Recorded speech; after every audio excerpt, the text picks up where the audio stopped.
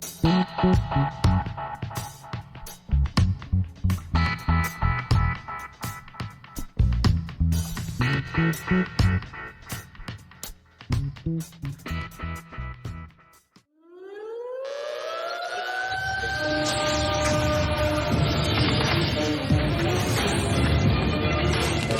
is Jerm Warfare, the battle of ideas. Are you a Beatles fan? I was a huge Beatle fan. In fact, I was a Beatle freak from a very early age. And although today, after doing the research for 8 years, I retired the ongoing research back last November, but up to that point, it was 8 years. I could still appreciate the craftsmanship of the music, but the luster around the Beatles and the music is completely gone, because once you realize how it was done, then the Cinderella story disappears. As good as the songs are, and it's not just the Beatles, we can go to the Rolling Stones, we can go to the Kinks, we can go to Led Zeppelin, we can go to the Who. As good as those songs are, those songs had an agenda behind it, and that's what we have to really get our arms around. Have you got a favorite Beatles album, or did you? My favorite album was Abbey Road. I loved Abbey Road. Until this day, I can still listen to Abbey Road, and it's a great recording. It flows nicely. So, yeah, I would say Abbey Road is at the top of my list. Not Sgt. Pepper's. Sgt. Pepper is probably third on my list. There is Abbey Road. I really enjoyed Revolver. I used to play Revolver all the time when I was a kid. That was his 7th studio album. And then Sgt. Pepper. Pepper, I enjoy most of the songs on the album. I think there are some throwaways. Good Morning, as an example. I don't find that song to be very appealing. And also, Pepper has kind of dated itself over the years, over the decades, because it was a psychedelic record for the psychedelic era, and I can listen to it today, I can appreciate it, but it doesn't hold up like Abbey Road, in my opinion, or Revolver. I've always thought the cover of Sgt. Pepper was a bit dodgy. Well, it's it's a funeral scene with lots of colors, and the Beatles dressed in various colorful outfits, which is a nod to the cult of Pan. Those are pied outfits. Pied means multicolored, so it's the cult of Pan, and they're all holding wind instruments, which is another nod to the cult of Pan. But the actual album cover with all the different celebrity faces on it. Yeah, well, those were people that were told that the Beatles appreciated. There were some people that were left off. They left Jesus off. Originally, they were going to have Jesus on the cover. They were going to have Adolf Hitler on the cover, but they decided that Jesus and Hitler were going to not make the photo shoot. But they added Aleister Crowley. Yes, well, that's because the Beatles, as an entity, are immersed in the occult, and in particular with the teachings of Aleister Crowley and his religion of Thelema. And it's no coincidence they have him in the upper left-hand corner of the album cover, which would represent the left-handed path of Luciferianism. Okay, so Mike, zoom out a little bit. Give me the bird's eye view of this conversation. Well, most people, 99.9% of the world population, especially those that are into the Beatles, have one narrative that is the dominant narrative in the world. And it tells us that the Beatles were these 4 working class guys from Liverpool. They connected in with Brian Epstein, who owned Nem's record store. And under Brian's management, they were able to land a recording contract with, at the time, if I'm not mistaken, EMI was the largest record company in the world back in the early 1960s. And so they got signed in June of 1962. And from there, the band went on to unparalleled fame and success. So that's the story. And we're told that John Lennon and Paul McCartney are some of the most, if not the most prolific and genius songwriters in pop music of all time, that the Beatles were great musicians, and that they were a perpetual motion machine of songwriting. That's the narrative in a nutshell that most people grab onto and believe. And when I started my research back in 2016, I found a different narrative. So I'm guessing a starting point could be, were they this organic icon of counterculture? No. If you're asking me, based upon my research, the answer is no. The Beatles were not organic, nor were the Rolling Stones. Really, none of the bands that were coming out of the British invasion. And all of the music is created and manufactured. And it's created and manufactured in order to social engineer and to steer beliefs and values and ethics in a particular direction. We can get into that in a little later. But the Beatles themselves, no, they were not organic. The Beatles, when they were in Hamburg, and we'll start there, when they arrived in Hamburg in August of 1960, they were mediocre musicians at best, and they showed no songwriting prowess at all. So when they got to Hamburg, what that really was boot camp for them. So they were being handled and groomed and brought along. And I would argue that their handler was their first official manager, Alan Williams. And Alan is the manager that took him into Hamburg. And then later on, in the latter part of 1961, that's when they connected with Brian Epstein. So the Beatles were a bar and club band. That's what they were. And when they were in Hamburg, they were playing for hours, virtually every night for the number of weeks that they were there. And then they would come home to Liverpool, and they were playing constantly these gigs throughout Liverpool locally and outside of Liverpool. They weren't called the Beatles, though, at that time, right? No, they were called the Quarrymen going back before the Hamburg days, when they were playing at the Casbah Club, which was owned by Pete Best's mother, Mona, which was actually in their house. And Pete's mother, Mona, she got pregnant by Neil Aspinall, and Neil was very close to the Beatles. He later on became the chief executive for Apple years later. And Mona and Neil had a son whose name is Rogue. So that in itself, you might say, okay, so an older lady had an affair with a younger guy, and they had a child and so on. But when you look at it, it's all tied in. It's like it's all in the family. And so the Beatles played at the Casbah Club. They got their start there. In an interview that Pete Best did many years ago, he said that his part in the band, aside from drumming, was to get the Beatles gigs. That's Pete's story. And then, of course, when Alan Williams picked them up, that's when they headed into Hamburg. And Hamburg was boot camp. And when I say that, what I mean is the Beatles were not, as I mentioned, great musicians. They didn't show any aptitude for songwriting. So what was their purpose for going to Hamburg? Why would they go there? Well, they would go there because Tavistock was looking to groom them to get them to become better performers. And what do I mean by that? Well, Tavistock needed them to be quick studies. And so when Tavistock was ready to throw the switch for Beatlemania, the Beatles had the skills to be able to learn the songs and then take them out on the road. And the big moment that really kicked everything off was when the Beatles landed in America on February 7th of 1964. And they came to America with the tagline, "The Beatles Conquer America."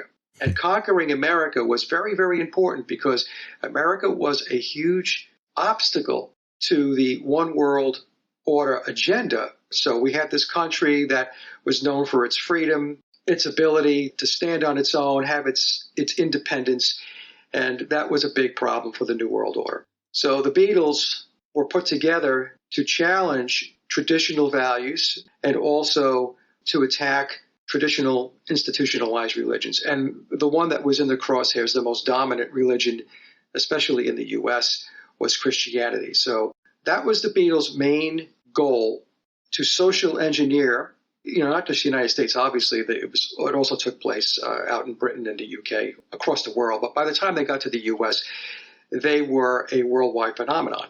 And so that's the mission that Tavistock put them on. And whether the Beatles themselves actually knew the full extent of what the program was about, that's up for debate. And my personal opinion is they did not. They knew enough to get the job done, but in no way were these guys that were in their 20s by the time they got to America in February of 1964, were they on board with a full-blown internationalist plan for total control of the world.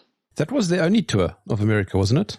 No, they did a tour in 1965 before they got to the studio to record Rubber Soul. They also did a U.S. tour in 1966 where they played Candlestick Park and Seattle.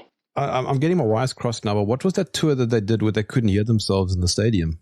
Well, that could be any number of concerts that they did. They had said, I don't know which tour in particular it was, but that's a narrative where they would go on stage, and because of the level of the screaming and the noise, that they could not hear themselves play. Mm.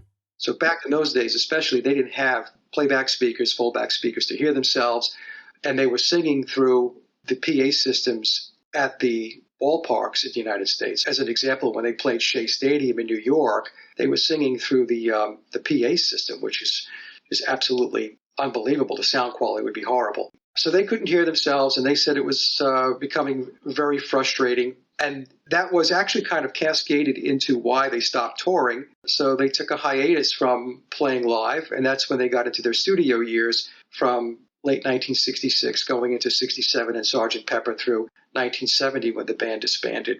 I suppose another part of the story is their unbelievably fast, their unbelievably rapid rise to fame.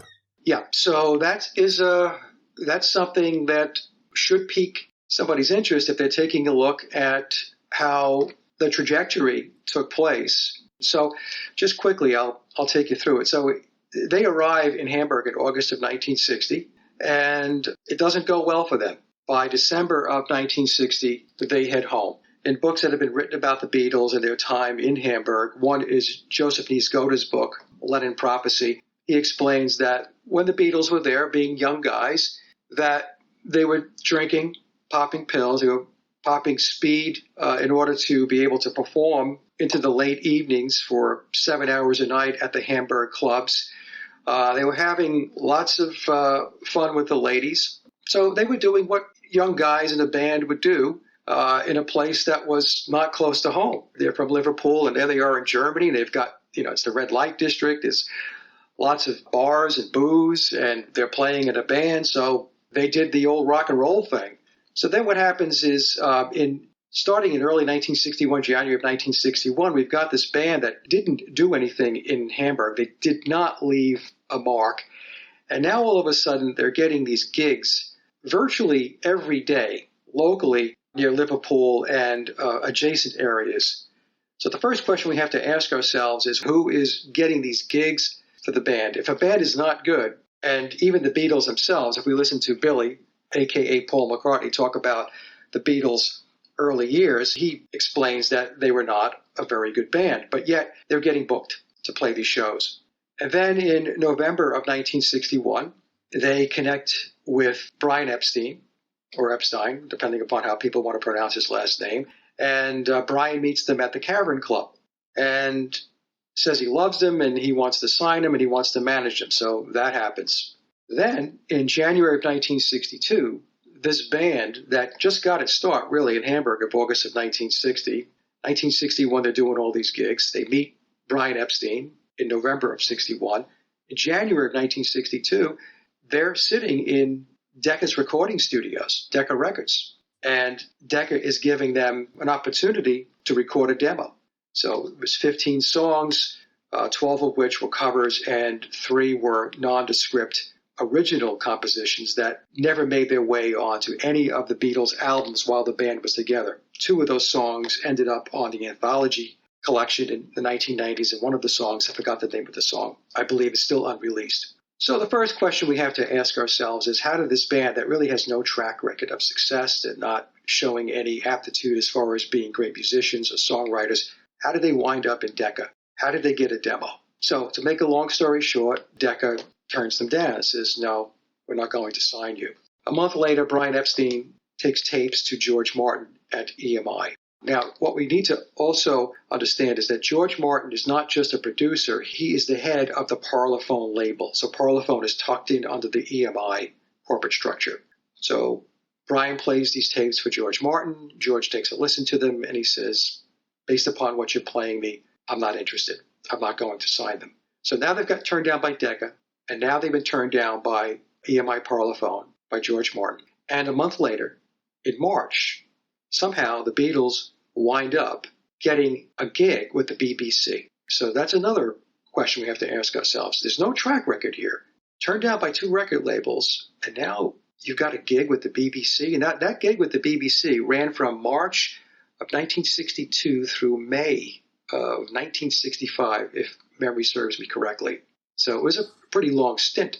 And then in June of 1962, George Martin has a change of heart, and he signs the Beatles to a contract.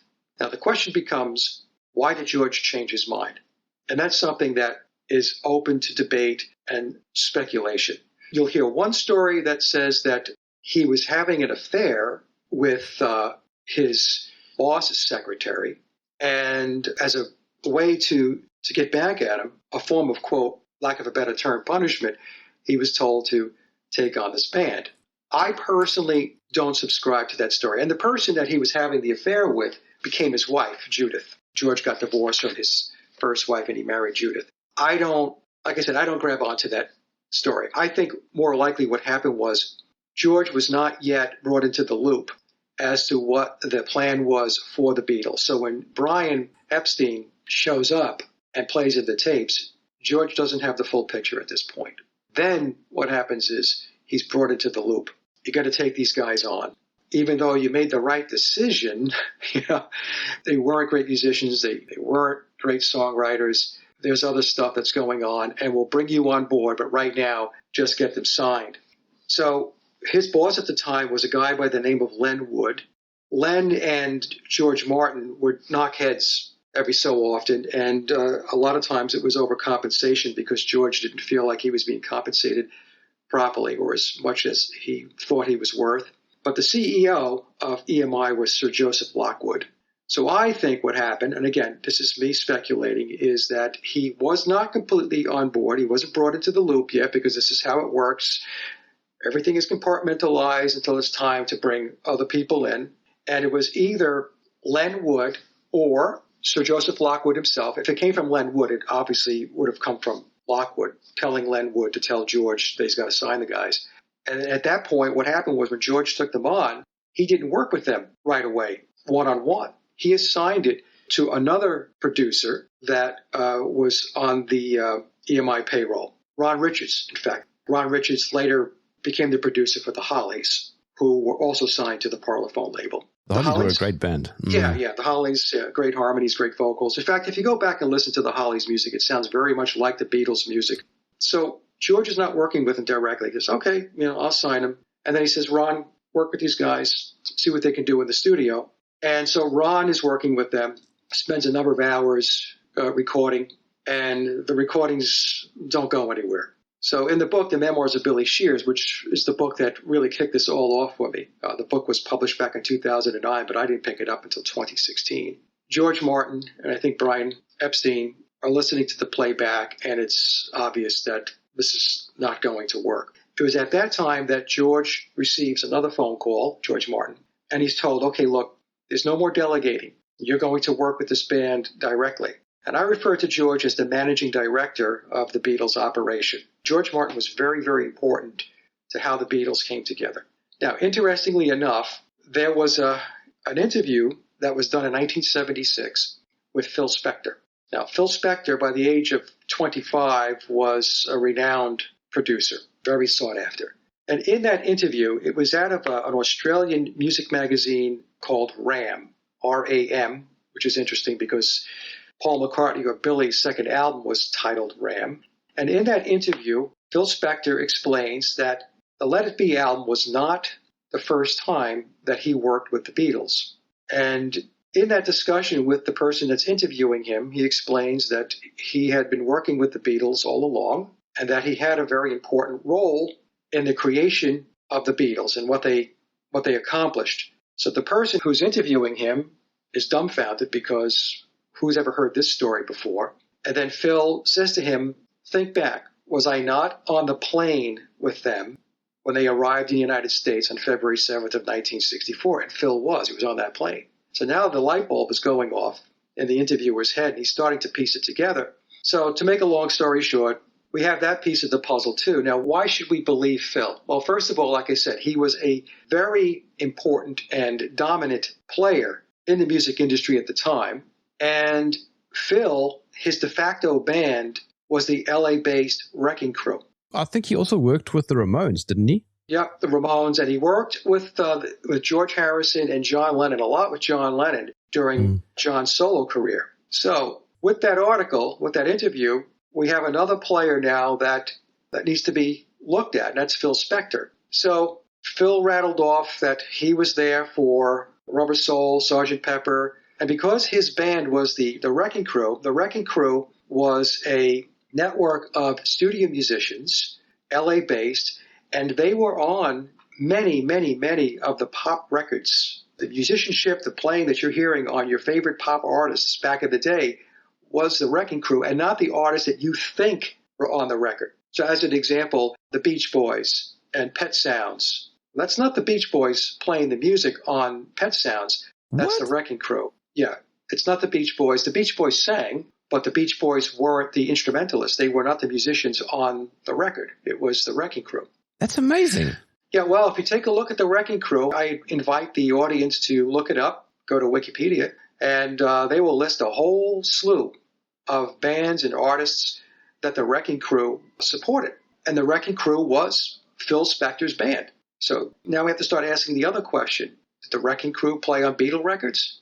There's an interview with Bernard Purdie going back to, I think it was 2004. He did an interview with Red Bull. Now, for those who don't know who Bernard is a studio drummer, one of the most recorded in modern times. He's in the Drummer Rock and Roll Hall of Fame. And back in 1978, Bernard said that he drummed on 21 early Beatle tracks. So when he talks about the early Beatle tracks, he's in all likelihood referring to the first three albums, which would be their debut UK album. And their UK releases are their official releases. It would be Please Please Me, the second album with the Beatles, and their third album would be A Hard Day's Night. And he said that he recorded the drums on 21 tracks, let's say, over those three albums. Now, did Bernard play on Beatle records recordings after A Hard Day's Night? It's possible. Would Ringo today know about this? Oh, yeah. In the 2004 interview with Bernard Purdie, the Red Bull interview, it's very enlightening. Bernard goes into great detail. In fact, what I'll do, Jerm, is I'll send you a link to that interview and you can listen to it. And Bernard explains it. And he's talking about it. He said, look, it was just a job, okay? And he said, even though the public doesn't understand this, it's a well-known practice within the industry to have studio musicians playing on the recordings or to have studio musicians fix recorded tracks. So Bernard said that he fixed those 21 tracks, which means he drummed on them. And in that interview, in the Red Bull interview, he says that, and he's talking about the early period. And when I say the early period, I'm talking about the 62 through 66 period. The later period would be 67 through 1970. That's the Billy period. 62 to 66 was the biological Paul period. And Bernard said that hang on. The biological Paul period. We're just going to make a bookmark there. Yeah, let's make a bookmark there. We'll get back to that because we kind of jumped ahead there. I jumped ahead. I've been talking about this so much. Sometimes I get on a point. I just go. So in the interview that Bernard did in 2004, he said that there were 4 drummers on the Beatles recordings, and I interpreted what Bernard was referring to was the early period, 62 to 66. And he said there were 4 drummers, and Ringo was not one of them. So who were the drummers? So we know Andy White was hired by George Martin to play on at least 2 songs, Please Please Me and P.S. I Love You. P.S. I Love You and Love Me Do. Those are the 2 songs that the official narrative is willing to admit to. Then Bernard came out in 1978 and said he drummed on 21 Beatle tracks. Now, some people want to say, no, he drummed on the pre-Beatle fame tracks that they recorded with Tony Sheridan. He did. He drummed on those as well. He fixed those tracks as well.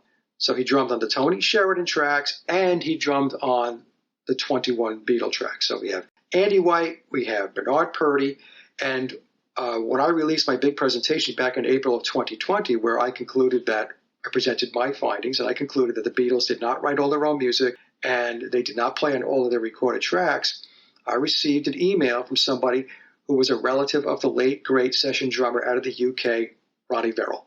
And this person told me that Ronnie Verrill also drummed on Beatle tracks. So that's the 3rd drummer. Now, the 4th drummer is up for discussion. Now, if we believe Phil Spector from that 76 interview, that he has been involved with the Beatles from the very beginning, then that would say that perhaps one of the drummers from the Wrecking Crew drummed on Beatle recordings. And who could that be? Well, it could be Hal Blaine.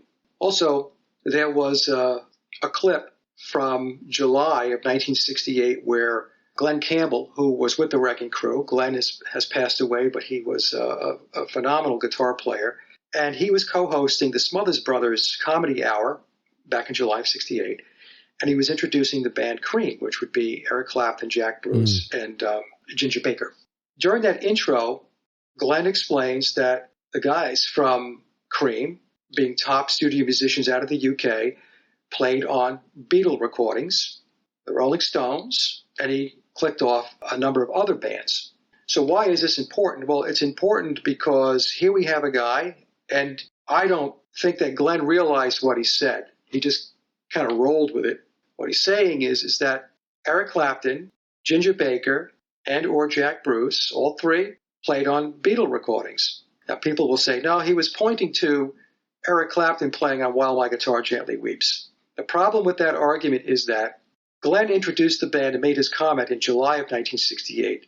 According to the official narrative, George Harrison did not ask Eric Clapton to play on While My Guitar Gently Weeps until 2 months later, in September of 68. So I believe it's possible that Eric played on Beatle recordings as well as Jack Bruce, the bass player, and Ginger Baker as a Mike, drummer. sorry for interrupting. Sorry, I might jump in very so often. I hope you don't mind. No.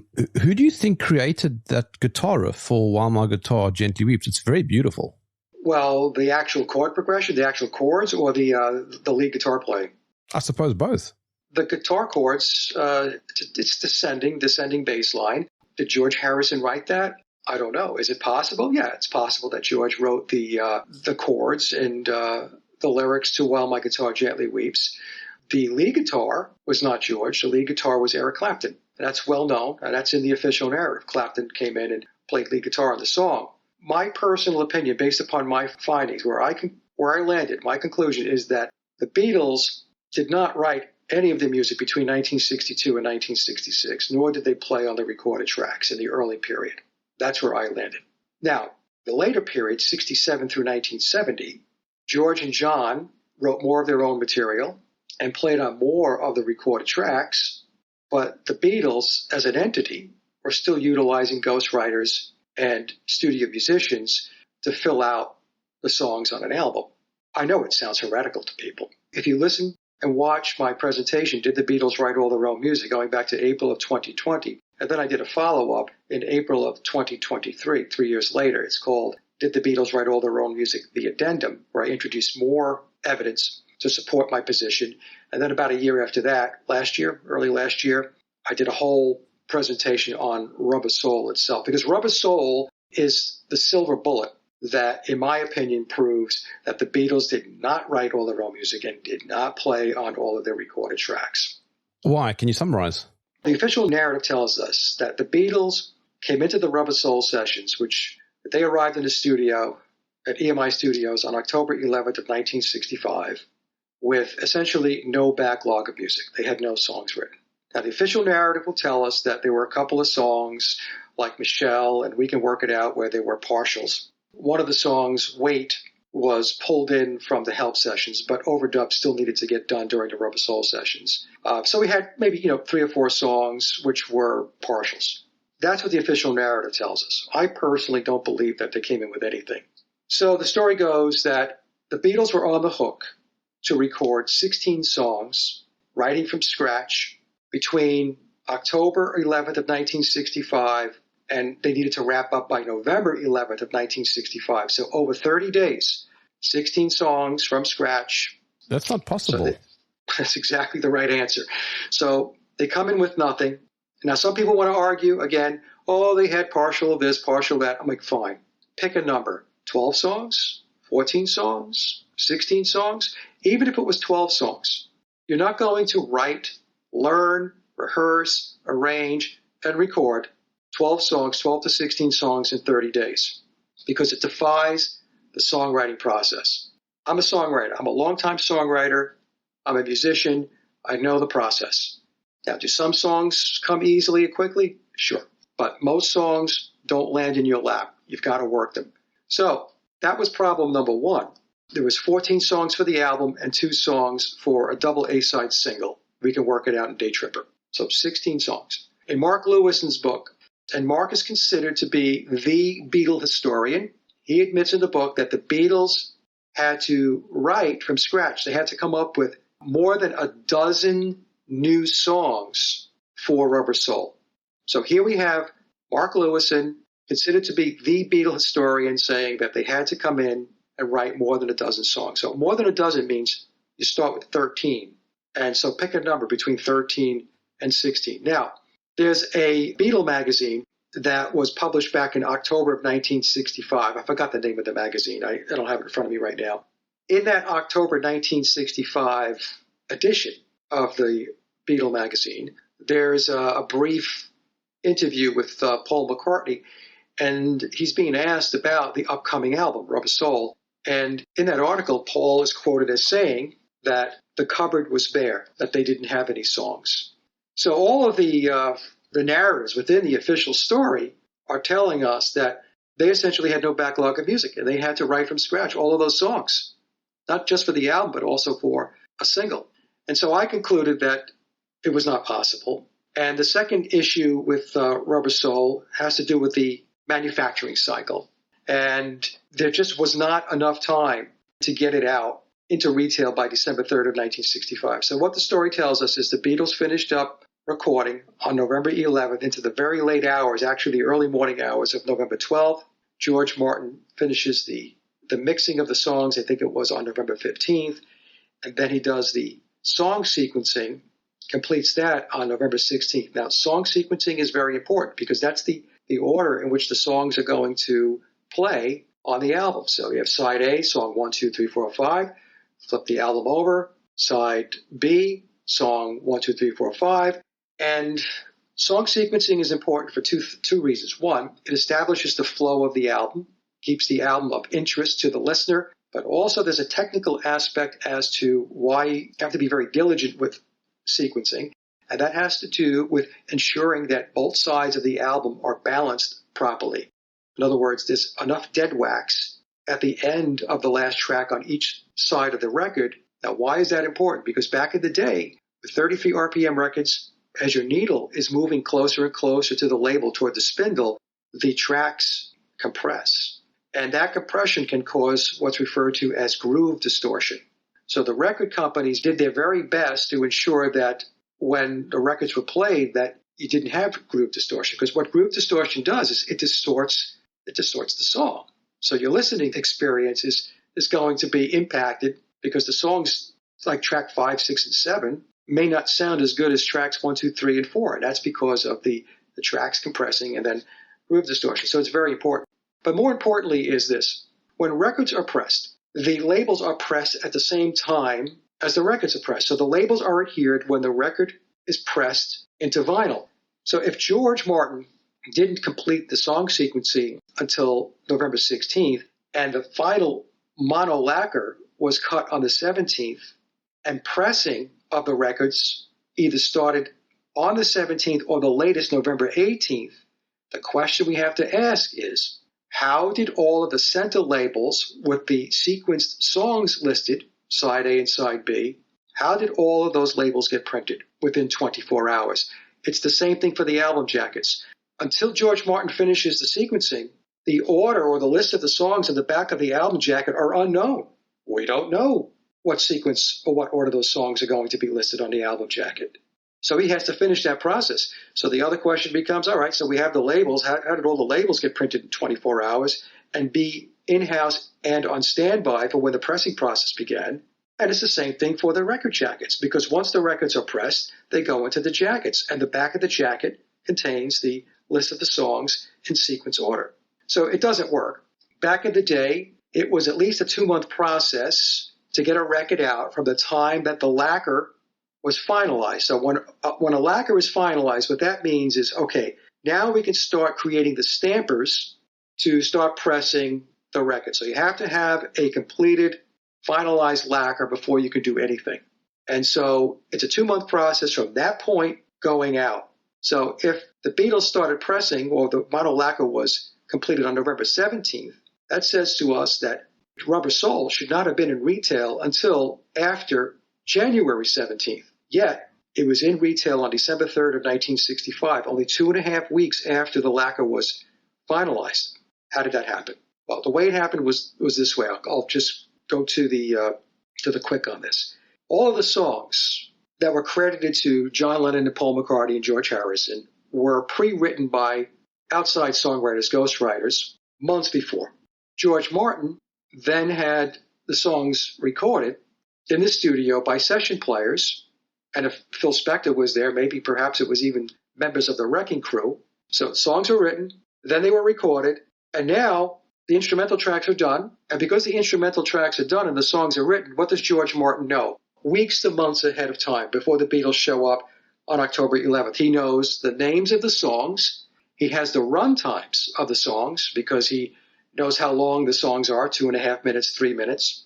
So now, because he has the titles of the songs, because the songs were pre-written, and because the songs are recorded and edited, that's the other thing. There was editing that took place, and that could be a process that could take some time because they're editing tape. It's not like today where you copy and paste or cut and paste.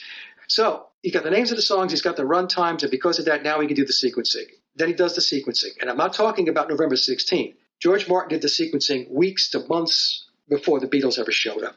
And because he has the sequencing now, he can put the requisition in to have the printing process begin.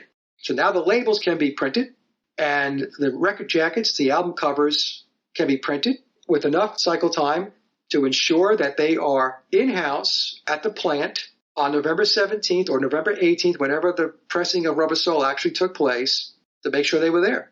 Because again, the central labels are pressed or adhere to the record at the same time the record is pressed. There is no adhering the labels afterward. So that means that by the time the Beatles got into the studio on October 11th of 1965, with recording beginning on October 12th of 65, that printing process, the creation of the labels on the album jackets, was well underway. So if the songs are pre-written, that means they didn't write them. And if the songs were recorded by studio musicians, that means they didn't play on the recordings. They just sang. What did they sang? That's what they did. They sang. They did the vocals. It's the same thing that the Monkees did. So they sang the vocals. So what the Beatles did for 30 days was to learn the vocals and the harmonies and get that piece of the recording done. So once they finalized the vocals, George Martin could then marry the vocal tracks with the pre-existing instrumental tracks, mix it down, shazam. Now the songs are done. Rubber Soul is a big problem for the official narrative. A big problem. It's a smoking gun. It's a smoking gun. There are going to be the fan base that want to argue, who don't know anything about songwriting or recording or the manufacturing of labels and album covers and all that stuff. They'll want to stick to the official narrative and the fairy tale, and they'll want to debate me at that level, at an emotional level. But for people who are actually in the industry, they know. I'll never get to interview those guys probably, but one of the questions I would have asked Paul is like, okay, you and John are writing all these songs. Obviously, George wrote his songs, but on his own. How did you write so many songs so quickly for a record? Like, would you just go home at night and it's like, oh, I got another, I got 3 more songs here, and they're classics. I think it was a healthy competition, if I was going to guess. Yeah. What was the ultimate game plan then? You mentioned Tavistock earlier. The game plan was to create a band, a very, very influential and famous band, to use that music built around a myth that the Beatles were these genius, once-in-a-lifetime, magical, prolific songwriters. But why? And because they used the music as a social engineering tool. So they built the Beatles up to such levels of fame and notoriety that they had a monumental following. Music, as well as the television, because the television is also, as you know, huge in influencing people's thoughts and their thinking and their belief systems and their values.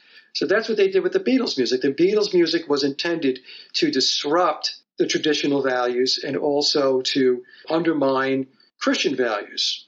And I'm not a Christian, by the way, just so people know that. I'm just giving you what the plan was. It was to change the landscape. It was to change the existing traditional values and religious beliefs of the population across the world, especially, like I mentioned, the United States was a big, big obstacle that they had to do away with. So that's what the Beatles were used for. They were a massive social engineering initiative.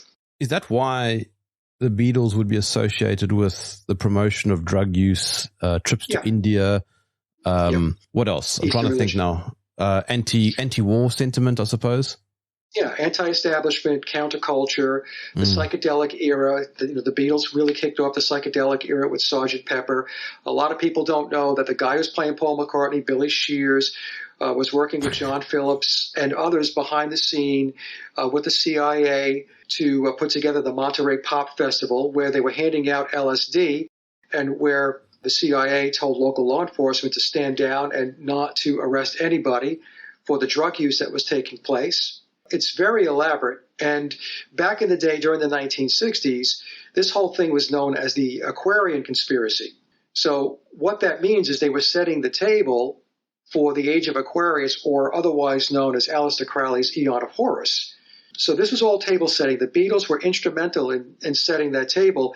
And the Beatles became foundational to all of the genres of music that followed, that came after them. And that's why today we still see so much going on with the Beatles, the remixing and remastering of albums. And they just received a Grammy for that song that wasn't even a Beatles song. It was a John Lennon song that sat on the shelf for a long time. I mean, John didn't think enough of the song to actually release it now and then. But was it a John Lennon song? Well, I mean, we're told that John Lennon wrote the song now and then. Yeah. In fact, there is a version of it that John sang. It sat on a shelf. He never did anything with it. And then brush the song off and do an official release of it and then call it a Beatles song. But they received a Grammy for it. And why are they handing out Grammys? Why do they hand out awards? It's to pique the interest of the population. It's to make something seem important. It's to make something seem like you really want it. It's creating demand. It's like Peter Jackson's documentaries on the Beatles. Same thing. All right. I want to go back to my bookmark. Tell me a little bit about Paul and Billy. Okay, so the prevailing conspiracy theory says that Paul McCartney died in a car crash in late 1966. And he was replaced by somebody who is a, quote, lookalike. And we can get into that because Billy is not a lookalike. He wasn't a lookalike. He was transformed to resemble Paul McCartney, but he wasn't a spitting image or a doppelganger. So the rumor of Paul dying, it's called Paul is Dead, got traction in 1969. And in the book, The Memoirs of Billy Shears, which is a book that is authored or encoded by Thomas Hugh Harriot, and I believe that Billy has sponsored the book. He's behind the book. There's so much information in the book about the Beatles that only somebody who was within their inner circle or the person who was playing the part of Paul McCartney would know that level of information. I'll just leave it at that.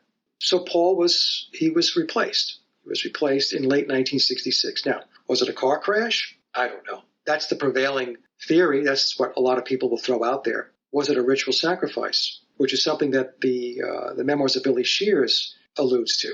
As an example, we have the whole 27 Club to point to, and many researchers and people who look into this, into the music industry and the occult, would say that these deaths, whether it be the 27 Club or some other age, are Faustian bargains. Another example would be Eric Clapton losing his son Connor. There are people that would make an argument that perhaps that was a Faustian bargain, because the Faustian bargain doesn't always affect the person who signed on the dotted line. It could mean that somebody close to you is taken. Was Eric's son 27? No, he was a kid. If I remember the story correctly, he fell out a window. Yeah. Fell to his death. So what happened was Paul is no longer with us. Some people will say, well, maybe Paul just stepped out and he didn't die and he lived beyond 1966 and Billy stepped in. And what I want to stick to, what I've always stuck to, is that Paul was replaced. And the evidence that Paul was replaced is overwhelming. If you're objective and you think critically and you take a look at images of Paul going back to 62, 63, 65, up through early 66, and then you take a look at the person that emerges with the Sgt. Pepper album, they were not the same person. In fact, I had a comment the other day, I think it was yesterday, and some person commented and said, well, I don't believe this whole Paul's replacement, Paul is dead, Paul's always been Paul. I said, really? Go take a look at Paul McCartney in 1964, and then fast forward into the 1970s and take a look at the guy that's playing the role of Paul McCartney in the band Wings. And tell me that that's the same person. They are not the same person. Billy has a longer face. He has different ears. Until he had more surgery done, he had a very different nose. He has a higher forehead. He's taller than Paul. And we can get into this maybe a little bit. I don't know how much time we have. But a fellow researcher of mine, a colleague, Sally Whitty, discovered that Billy is blind in his right eye. He has an artificial eye. He can see with his left eye. He's blind in his right eye. And Sally has presented the evidence, which I think is extremely compelling. And in fact, Billy gave Sally a nod in an interview that he did on, I think it was on one of the networks here in the United States, maybe it was ABC, that she's absolutely right. He did the same thing with me, by the way. When I came out and said that the Beatles did not write all their own music and that they did not play on all their recorded tracks, in a CBS interview, Billy came out, this is going back about a year ago or so, he was talking about the Let It Be sessions, the Get Back sessions, and he said that to try to record 14 songs in a month, he's talking about Let It Be now, not Rubber Soul. He said that they bit off more than they could chew, and strictly speaking, it was quite impossible. Now, the reason why that's important is because by the time they get to Let It Be, they have all these other albums under their belt, all of these other studio albums. So we're to believe that in 1965, in October of 1965, they were able to do this. They were able to do 16 songs or 14 songs, like I said, just pick a number, writing from scratch in 30 days. But when they get to the Get Back sessions, it's 3 years later, more seasoned, and they couldn't do it. I was so glad to see that this was how we worked. And, you know, you think about it, we really bit off an impossible thing. We're supposed to like write and learn and perform new songs all in the period of like about a month or something. So it was like, strictly speaking, a little bit impossible. So going back to what Sally said about Billy's eye being blind in his right eye. So there was this exhibit called Eyes of the Storm. And Eyes of the Storm was an exhibit where they had photographs that were allegedly taken by Paul McCartney, biological Paul McCartney, in 1964. And they were newly discovered, the same old nonsense. Everything's always newly discovered, or they just found this stuff. It's the same old, same old. But be that as it may. So this exhibit has all of these photographs. So Billy's being interviewed by this person. So they get in front of this one photograph that's blown up. And the interviewer says to Billy, "You really have to have an eye to take that picture." And Billy looks at the image, and he steps forward, and he says, "Correct, my left eye." So what Billy was saying, it's a form of what is referred to as massively speaking. For those who are not aware, massively speaking is a Masonic technique where they can reveal the truth in an encoded way. That's what Billy was doing. With the Eyes of the Storm, he was validating Sally's discovery. And then when he was talking about Let It Be, the Get Back sessions, he was going back to my work, and he was saying, that guy is on a good point. That guy, Mike, is on a good point. We couldn't do it in 1969, but somehow we were able to do it in 1965. I don't know about that. This picture was when we were arriving at, I think it was the Deauville Hotel in Miami. I think your quote in the book was, "I can almost hear her scream." Yeah, you can't. The cop's got to restrain her, you know. Well, I also love the cop in the foreground who just sort of looks Yeah, puzzled by everything. I know. Yeah. I like the architecture So do I. of that I actually hotel. love it. But, you know, as we were saying before, that had to be taken really quickly. Yeah. Just had to snap that. Yeah. But you have to have an eye to take that. It's my left one. But you have to have an eye to take that. It's my left one. So Billy replaced Paul, and Billy explains in the book, Jerm, that he has the primary contract, that there were others who paged in and out over time to play the role of Paul McCartney. That's why when you look at a lot of these images on the internet, you're going to see a whole lot of different looks. And the key to this is, and this is what I did early on, was to build a collage, starting from the early days with biological Paul and moving through time. And when you do that, when you lay the images or the photographs up side by side and you compare them, you can see that they're not the same person. What Tavistock did, it built a composite McCartney. So over time, it just became a big blur. So you expected to see different looks of Paul. He looked this way in the early to mid-'60s, and then in 67, he had this psychedelic look. And then when he got to Wings, he looked this way. And then after that, he looked a certain way. And so people were just chalking it up to an evolving appearance. He was morphing over time, which is not what happened. They're two different guys with doubles and lookalikes thrown into the mix. I was told by a source that from day one, for every Beatle, there were 3 lookalikes or doubles that were in play. from day one. So that means right out of the chute, you were looking at 4 different Paul McCartneys, 4 different John Lennons, George Harrisons, Ringo Starrs. God knows how many more after that. And it's not improbable because, I mean, US presidents of countries have got doubles.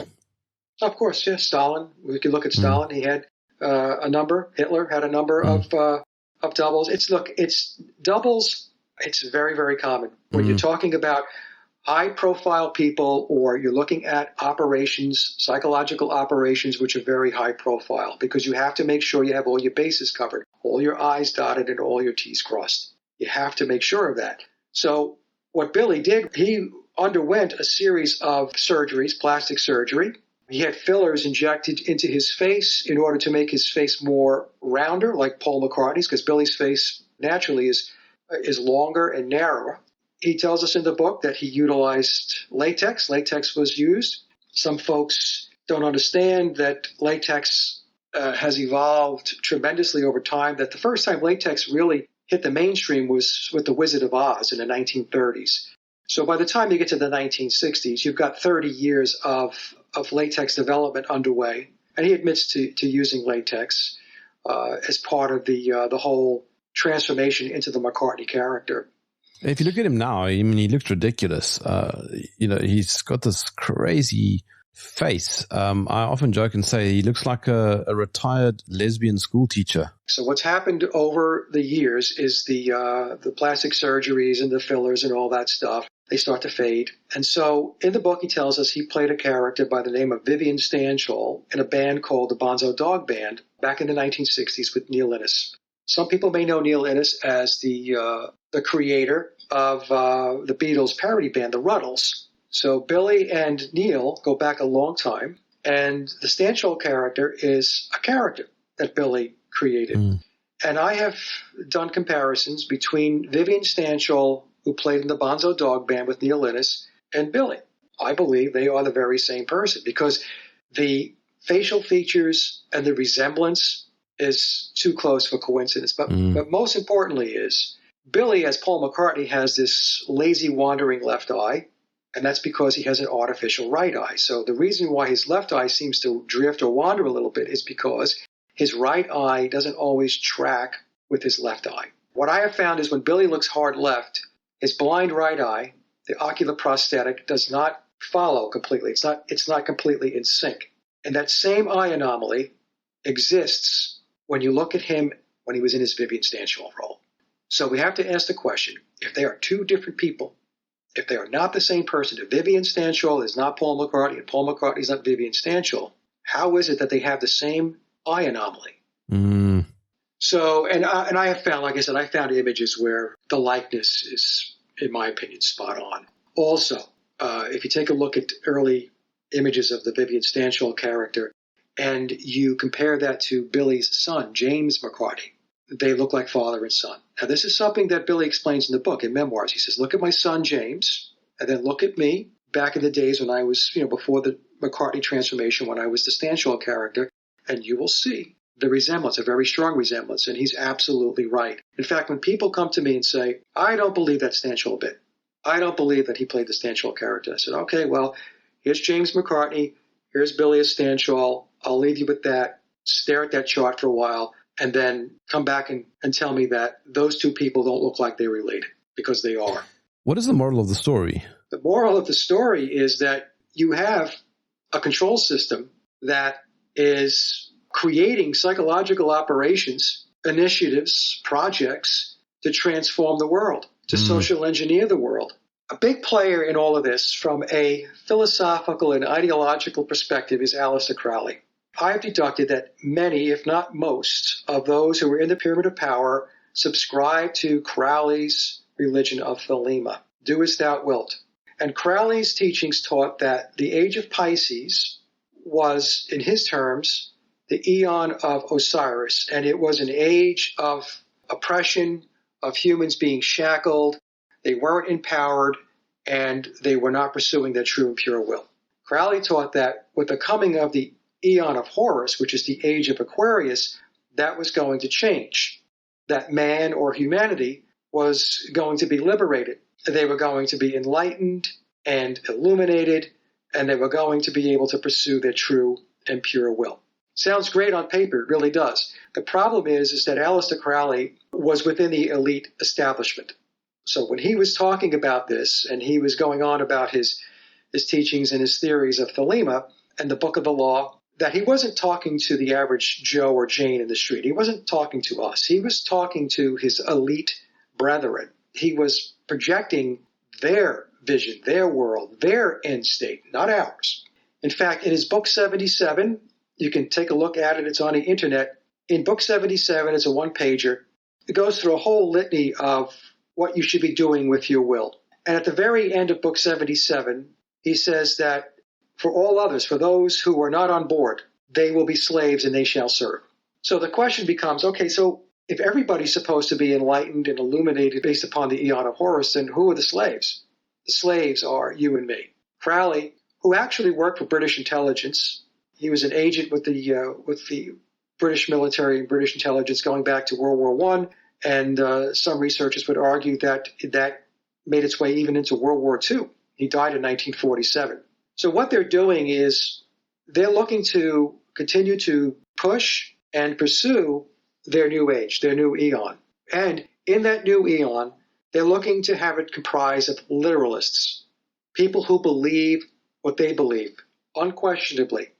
If you're going to be an outlier, then you're going to be a slave that serves. And how are they doing this? I've mentioned and explained to my audience so many times that the control system is controlled by occultists. Occultists control the world, not your politicians, not your presidents, not your prime ministers. Everything is occulted. And they do this through their alchemy. They do it through their numbers. They do it through ritual and magic. And Crowley would explain that the way you manifest through magic is to pursue your will. What we're dealing with really are Luciferians. They develop their true will, their pure will, and that's inward. So they define who they are, what they want to be, where they're going, how they're going to achieve their goals, their objectives, through their true and pure will. And they manifest that into the external world. So it's taken from within them, it manifests to the external world. What 99.99% of the population actually does, they do the complete opposite. They don't have an internal will. They pull in the external world that was created for them, and they bring it in. So the external world that was created by the controllers, by the Luciferians and the Satanists, are adopted and assimilated into Joe Q public, into the overall masses. And this is why they have so much control over what's going on in the world, because most people are at a severe disadvantage because they don't understand. First of all, they don't understand there's a control system. That's number one. And number two is they don't understand how this control system works and how they apply the occult to be able to manifest their outcomes. So the Beatles are all part of that. So when we talk about Luciferianism, we're also talking about the cult of Pan, and the Beatles are a reflection of the cult of Pan. I mentioned earlier about the pied, multicolored outfits on the Sgt. Pepper album, and they're holding wind instruments. Of course, Pan played the flute. It's also the cult of Dionysus, and we can see that going back to the Olympics in France when they were taking a shot at the Last Supper. But they came out and said, no. What we're depicting there is the cult of Dionysus. So they openly admit that it's Dionysus, it's Pan, it's Luciferianism. It's, like I said, sometimes the line between Luciferianism and Satanism gets blurred, but let's just even say Satanism. The issue we have is most people have no clue what the cult of Pan or the cult of Dionysus is all about. The whole woke movement comes in under the cult of Pan and the cult of Dionysus. It's also cultural Marxism, which goes back to the Frankfurt School. The Frankfurt School is connected at the hip with Tavistock. Yeah, Tavistock, right. But the Frankfurt School and Tavistock came into creation about the same time in the early 1920s. I know Mike, that was a boatload of stuff. Yeah, well, listen, it's. I think I could listen to you for hours. Maybe I'll bring you back for part 2 because this is really intriguing. For now, Mike, how can I follow your work? The best thing for you to do or anybody else to do who's listening, Jerm, is to go to my hub website, Sage of Quay, SAGEOFQUAY.com. And all of my links will be there to all of my platforms as well as links to my music. Before I end the conversation, what do you make of I'm the Walrus? we can go to Sharon Clemens' work. I interviewed Sharon Clemens. If you have an opportunity to interview Sharon, I would suggest that. She wrote a book called Forbidden Fruit. I don't know if you know of her work. Mm-mm. Her work is very compelling. She explains that I Am the Walrus is just loaded up with Paul is Dead clues. She believes that Paul McCartney actually was taken out in August of 1966 during the latter part of their concerts. I think the concert in Seattle. She wrote a book on it. And it has nothing to do with the memoirs of Billy Shears. She has her own standalone research on it. And I would highly recommend that people take a look at it. I think that she's onto something. Mike Williams, thank you for joining me in the trenches.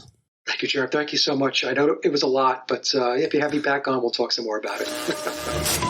If you enjoyed this, please visit jermwarfare.com.